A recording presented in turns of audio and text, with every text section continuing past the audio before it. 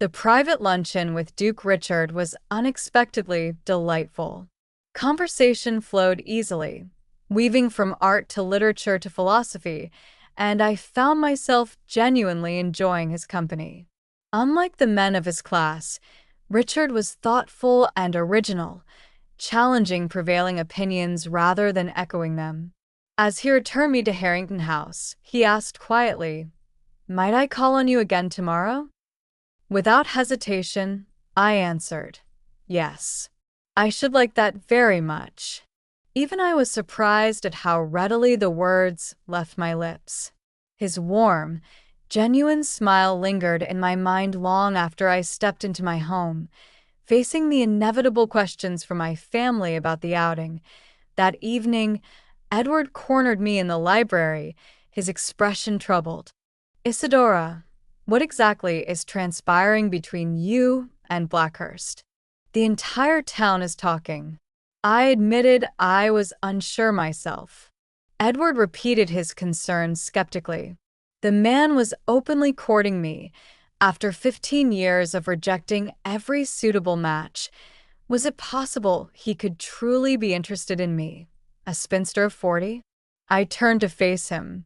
"Do you find it impossible to believe that someone might genuinely desire my company?" Edward softened, acknowledging my intelligence, kindness, and substance, while cautioning me about Richard's reputation for high standards. Yet I insisted that if he saw something in me that others could not, perhaps it was worth exploring. After a long pause, Edward finally gave me his blessing, asking only that I proceed with caution. But even as I promised, I feared my heart was already lost. Over the following weeks, London watched in fascinated disbelief as Duke Richard's courtship continued. He called almost daily, sent books and flowers with thoughtful notes, and escorted me to exhibitions, concerts, and the opera, seemingly indifferent to whispers and stares. Society's scrutiny was both exhilarating and frightening.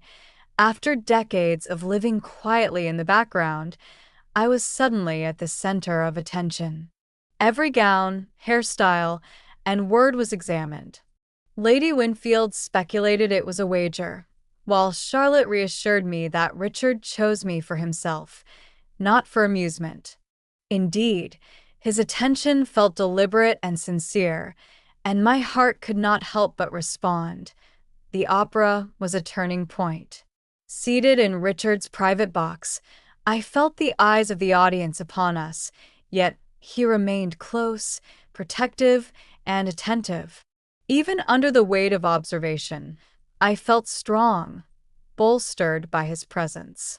When confronted by Lady Kavanagh, whose daughter had failed to capture Richard's interest in past seasons, I managed a steady reply, deflecting her barbs with Richard beside me.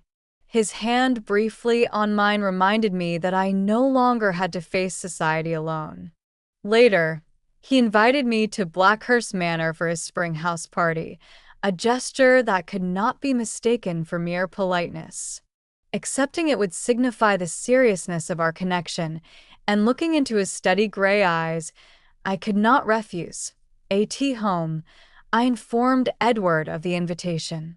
His reaction was telling: relief, surprise, and genuine happiness for me.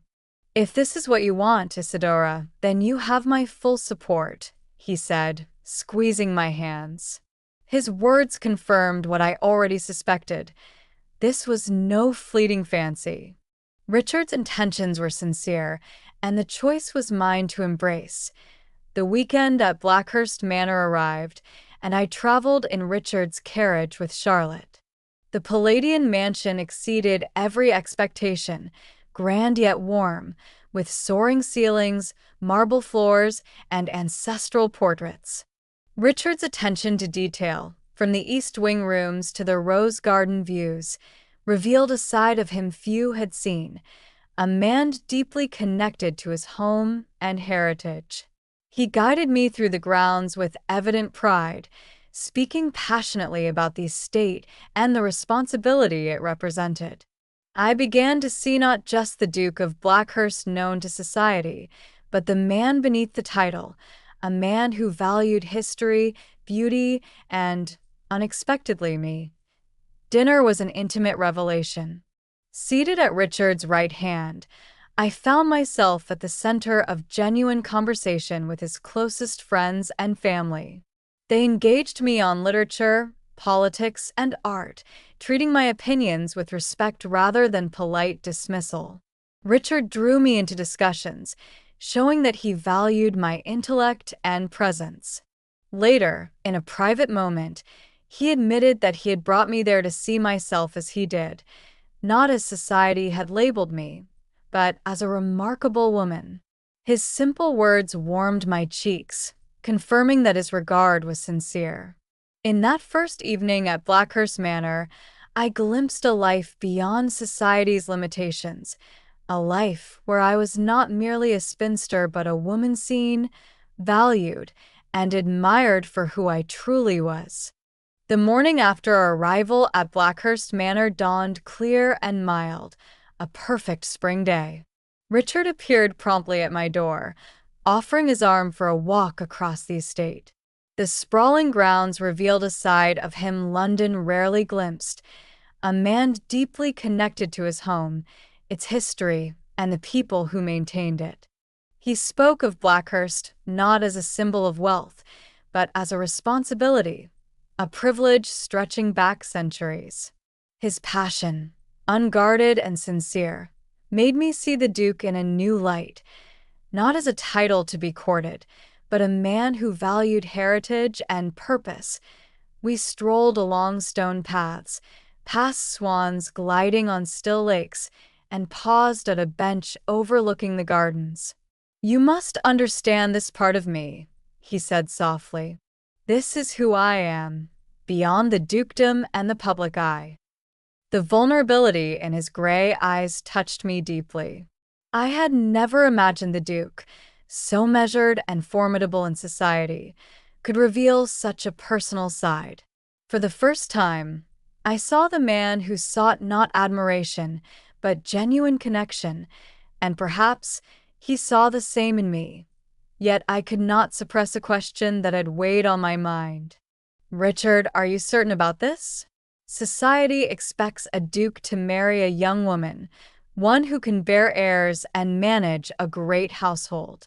"I am 40, I trailed off. He completed my thought gently.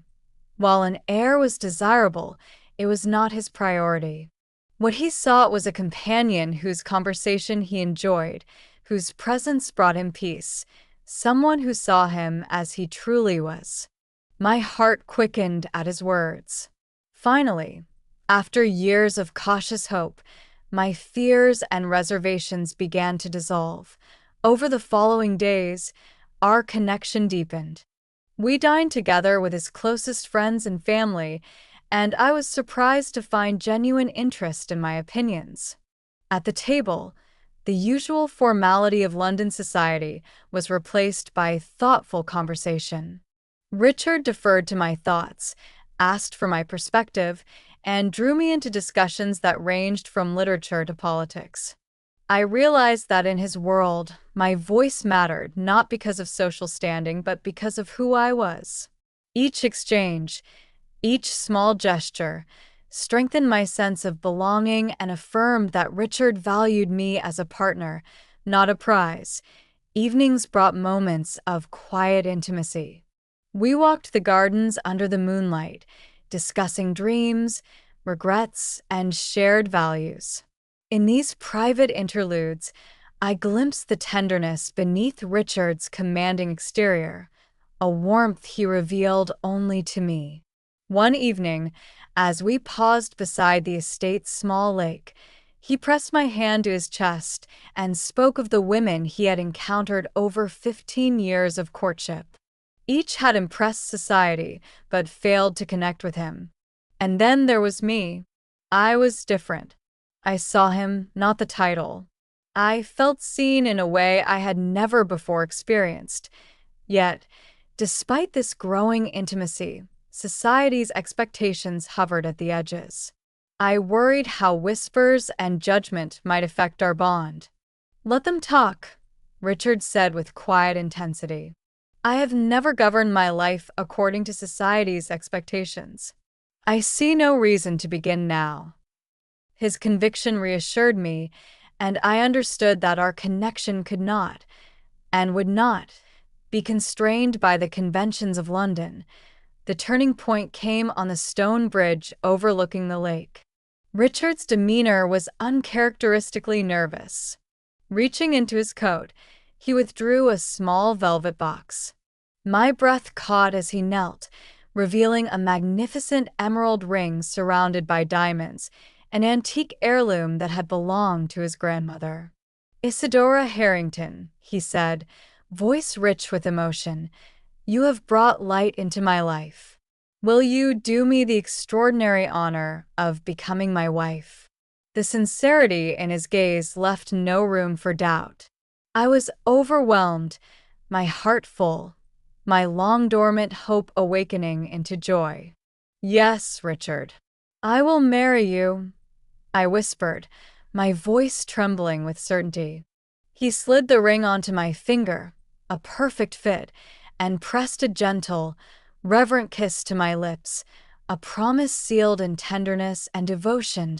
In that moment, standing on the grounds of Blackhurst Manor, I understood that life had offered me an unexpected gift.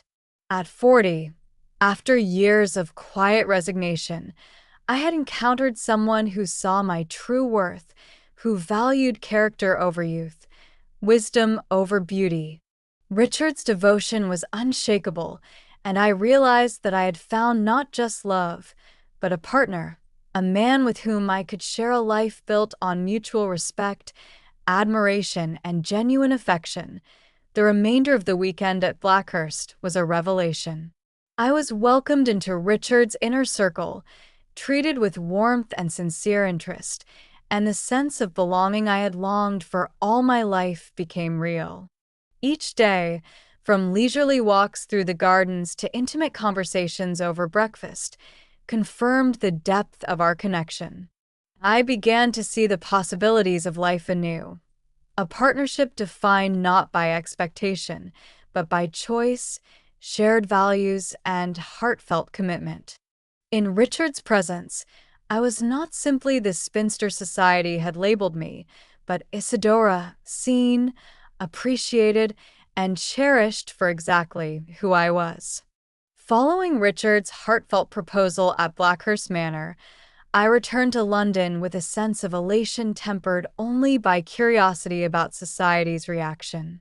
For 40 years, I had moved through the ton largely unnoticed, my opinions disregarded, and my presence dismissed. Now, the most eligible bachelor in England had chosen me, and I knew the gossip would be swift and merciless. Yet, surprisingly, it affected me far less than I anticipated. Richard's unwavering commitment provided a shield, and for the first time, I felt empowered to meet the world on my own terms. The engagement was brief by social standards, lasting only 6 weeks, yet every day was a whirlwind of preparation and adjustment. I attended fittings for gowns appropriate to a duchess, consulted with solicitors regarding settlements, and coordinated with Richard on the refurbishment of my new apartments at Blackhurst. Despite the flurry of activity, Richard remained a constant presence, attentive, supportive, and increasingly affectionate. Even in small moments, a stolen glance or a gentle touch, his devotion made each task feel lighter, every worry more manageable. Society's reaction was as expected. Astonishment, envy, and disbelief mingled in equal measure. Mothers who had spent seasons pursuing the Duke now whispered that I had bewitched him, or that some peculiar infatuation had taken hold. The more fantastical rumors included my supposed mystical ancestry and elaborate strategies to capture his heart.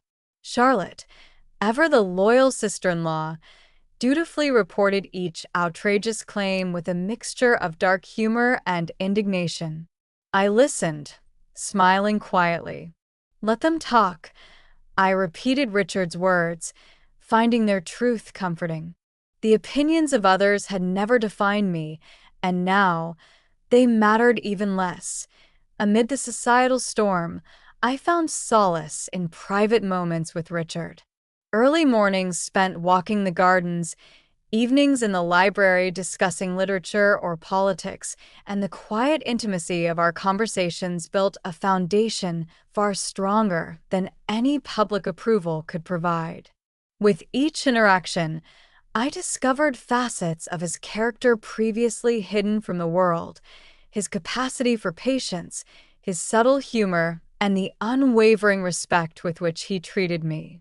In return, I found myself opening in ways I had long suppressed, sharing thoughts and dreams without fear of judgment. The day of the wedding arrived with a blend of anticipation and serenity.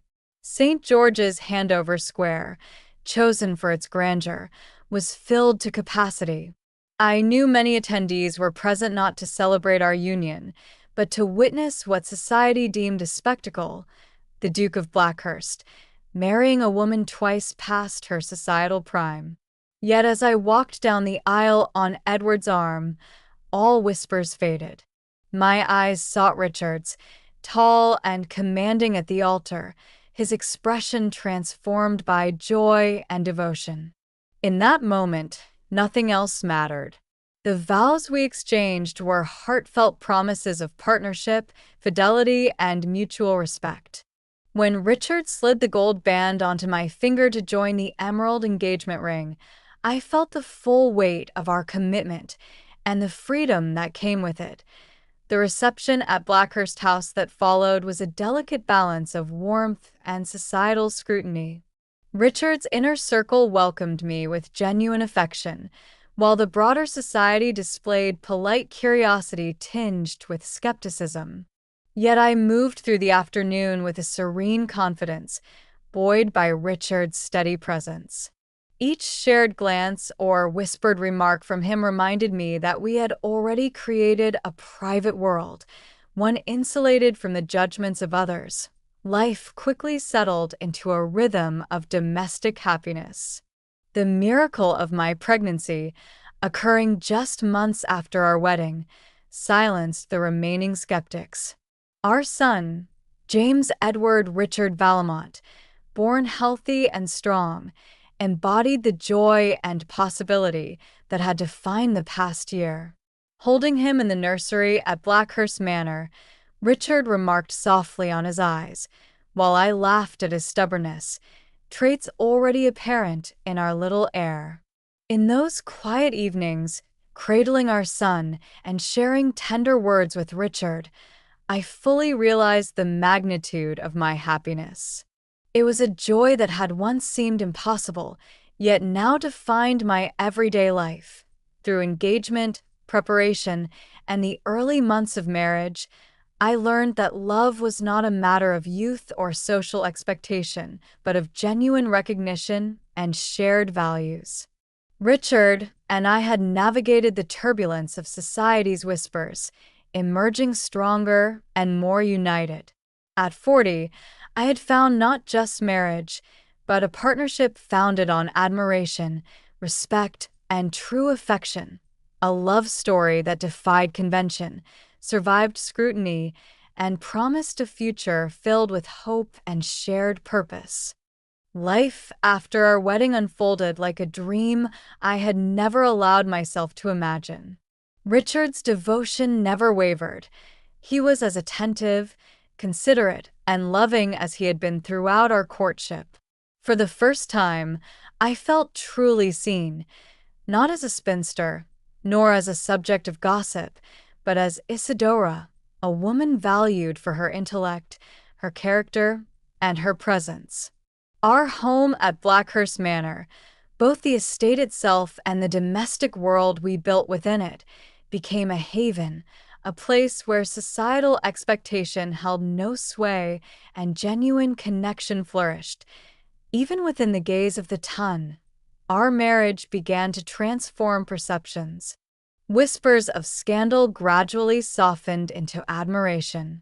The very people who had once speculated wildly about my supposed charms and mystical ancestry now watched with incredulity as our bond proved steadfast. Guests attending events at Blackhurst Manor or London soirees witnessed a couple united not by convenience or wealth, but by mutual respect and affection. Richard's inner circle, friends and family alike, embraced me wholeheartedly, reinforcing the sense of belonging that had been foreign for so many years. Lady Elenina, Richard's sister, became one of my closest confidants, offering warmth, insight, and occasional gentle guidance as I navigated my new role. Our days were filled with the ordinary joys of life shared together, yet each moment felt extraordinary precisely because it was chosen freely, without constraint. We explored the manor's extensive gardens, strolled along the lake, and engaged in long conversations over books, music, and current affairs. Richard's perspective on life, so different from the shallow chatter I had endured for decades in society, constantly inspired and challenged me. And in turn, he valued my observations, my opinions, and even my quiet humor, as though my presence enriched his life in ways the tongue could not comprehend. In this, I discovered a happiness deeper than beauty or wealth could ever provide. The miracle of our son's birth, James Edward Richard Vallemont, Marquis of Westland, brought a joy that words could scarcely capture. From the first moments I held him in my arms, I realized that the love I shared with Richard had now multiplied, expanding into a family bound not only by duty, but by genuine affection. In the nursery, as we watched our son sleep, Richard whispered of the traits he already saw emerging: my eyes, my stubbornness, and, of course, his own sense of curiosity and courage. We laughed softly at the irony that society, which had long judged me as past all possibility, now marveled at our family as an example of unexpected happiness. Navigating life as a duchess brought new challenges, of course. There were duties to Blackhurst Manor, the management of households, and the occasional uncomfortable scrutiny from those who still clung to old prejudices. Yet every challenge was met together. Richard's steady presence, his quiet confidence, and his willingness to see beyond convention made the work not only manageable but rewarding. I realized that love, at its truest, was not merely an emotion but a partnership in every sense: shared responsibilities, mutual respect, and unwavering support for one another. Social occasions, once a source of anxiety, became stages upon which our love could be quietly demonstrated. At balls, dinners, and concerts, we moved as a unit. Richard attentive, protective, and clearly devoted, while I carried myself with a confidence born not of vanity, but of recognition that my life and my happiness were not dictated by society's shallow measures. The whispers persisted for a time, yet they grew fainter as months passed. Even the most skeptical members of the ton could not ignore the authenticity of our connection, the joy reflected in Richard's eyes, or the natural ease with which our family navigated life together. As James grew, he became a living testament to the love that had once seemed improbable. Our days were filled with laughter, gentle lessons, and the quiet routines of family life. Afternoons in the gardens, story time by the fireplace, and walks along the estate paths, Richard guiding our son with patience and humor. These small moments became the fabric of our happiness, far more enduring than the fleeting approval of society. Reflecting on this life, I understood that the greatest discovery had not been marriage, nor title, nor wealth, but the realization that life could surprise even the most cautious heart. At 40, I had discovered that love need not adhere to societal timelines, that fulfillment could arrive when least expected, and that being truly seen, valued, and cherished was possible at any age. Richard, too, had found in me a companion who enhanced his life, challenged his mind, and enriched his heart in ways the world could never have anticipated. Together, we forged a life that balanced responsibility with joy, tradition with authenticity, and societal expectation with personal truth. Blackhurst Manor, once merely a symbol of status, became the home of a family defined not by pedigree, but by love, respect, and shared purpose. And in every corner of our days, whether in laughter with our son, quiet conversation, or a stolen moment alone, we were reminded of the remarkable journey that had led us here and the profound beauty of a life lived fully, fearlessly, and together. As the years unfolded, the life Richard and I built together continued to deepen in richness and contentment. The whirlwind of gossip and society's scrutiny, once a constant shadow over our happiness, had largely faded. What remained was the life we had chosen, grounded in love, respect, and mutual admiration, a life far more rewarding than any social accolades could provide. Each day offered new reminders that the unconventional path we had taken, guided by genuine connection rather than superficial expectation, was indeed the right one. Richard remained a devoted husband and father, ever attentive to my needs, thoughts, and desires. I discovered that partnership, in its truest form, meant not simply living alongside someone, but truly seeing, understanding, and cherishing each other. His respect for me, for my intellect and character, never wavered, and I, in turn, treasured the depth of his affection, his unwavering moral compass, and the rare vulnerability he shared only with me.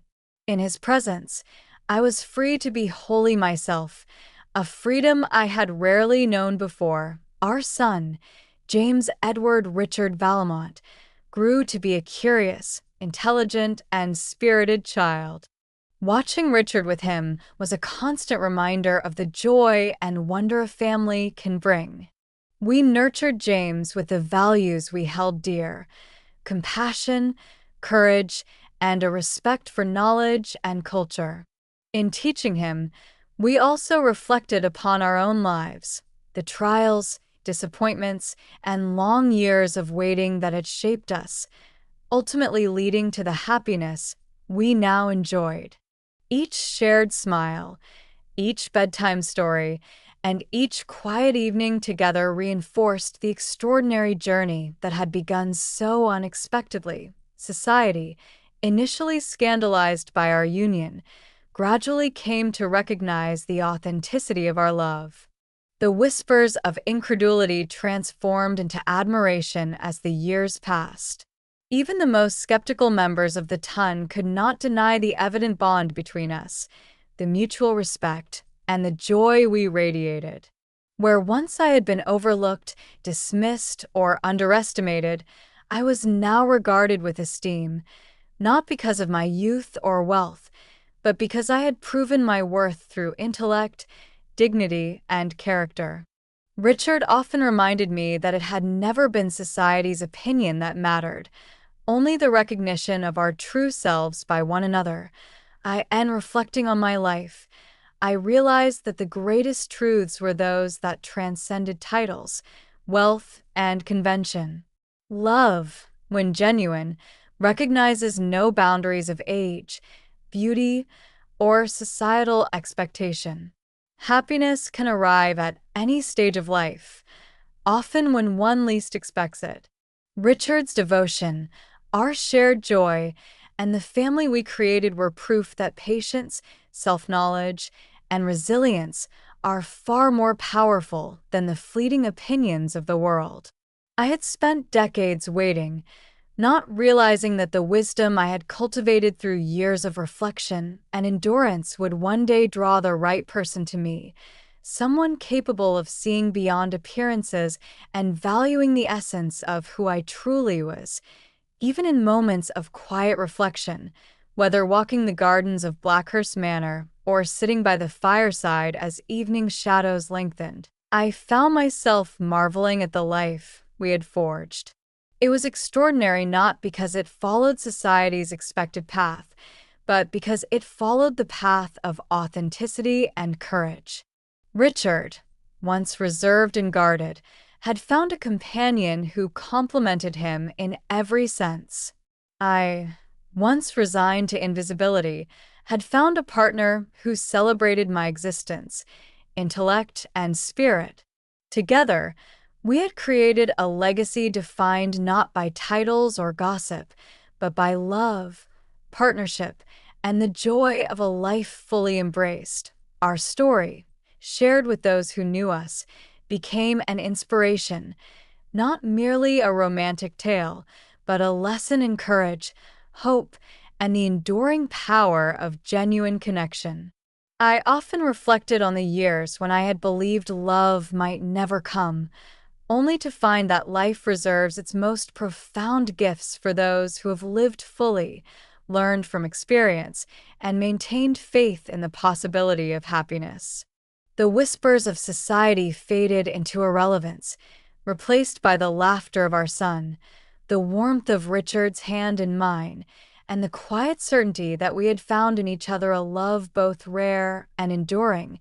And so, as our days continued at Blackhurst Manor and our family flourished, I understood a truth far more valuable than wealth, youth, or status, that a life lived with authenticity, courage, and the willingness to embrace love when it arrives is the greatest reward of all.